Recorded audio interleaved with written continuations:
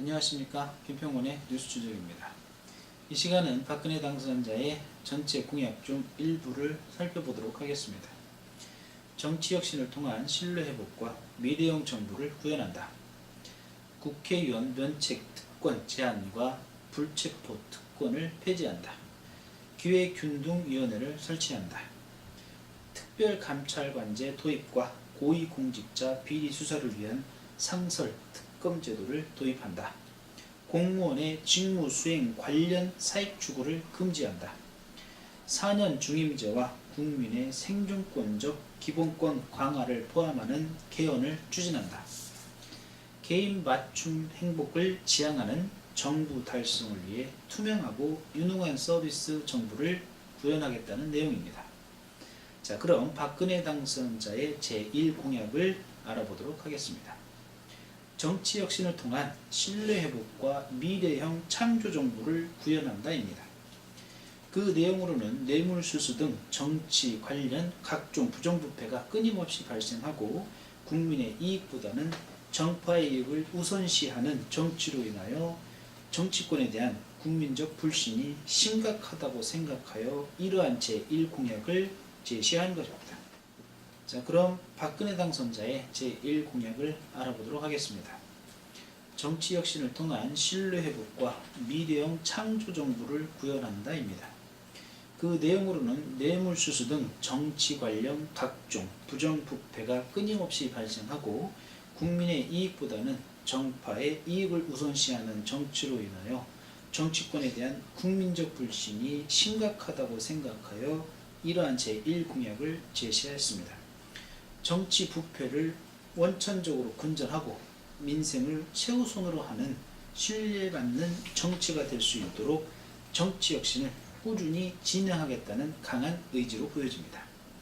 그럼 이 내용으로 박근혜 당선인과 주변 인물 그리고 민주당 국회의원들을 살펴보겠습니다. 자, 그럼 박근혜 당선인의 모습을 보겠습니다.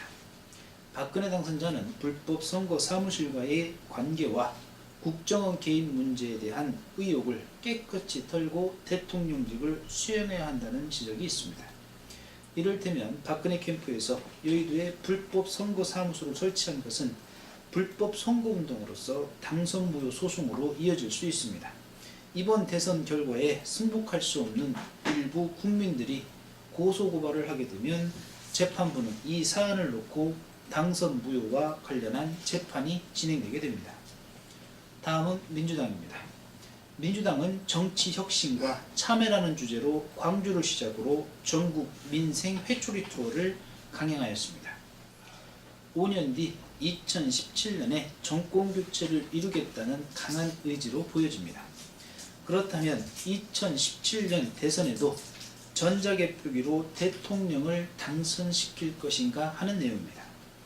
현재 수개표를 요구하는 시민들은 수검표를 해서 한 표라도 무효표나 부정이 있어서는 안 된다고 주장하고 있습니다.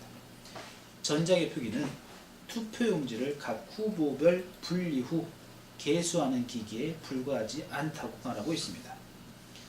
왜 전국 민생 투어를 하는지 그 의미가 없습니다. 세금이 아깝게 여겨진다고 불만을 토로하는 민주당 지지자들의 현장 소식이 이어지고 있습니다. 다음은 대통령 특별사면권입니다. 사전적 해석은 다음과 같습니다. 법률에 기하여 대통령이 죄 종류를 정하여 행하는 국가적 형벌의 면제 또는 경감을 말합니다. 특별사면이 취해진 범죄자에 대해서는 유죄 판결이 선고된 경우에는 그 판결이 실효되고 공소 중의 사건은 그 공소가 소멸되는 것입니다. 일반적으로 국가적인 경사가 있을 경우에 행하여진다고 합니다. 여기까지 사전적 해석입니다. 이명박 대통령의 임기 말 사면권을 행사하는 것에 대해서 여야에서 불만의 목소리가 커지고 있습니다.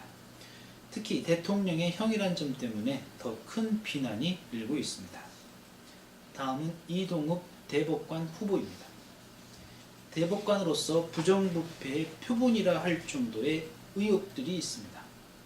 장남이 연예인 B씨보다 더 많은 휴가를 썼다고 합니다. 26만 원 세금을 내지 않으려 차녀를 피부양자로 등록했다는 보도가 있습니다. 헌법재판관 시절 헌법 정신에 반하는 판결을 내렸다는 보도도 있습니다.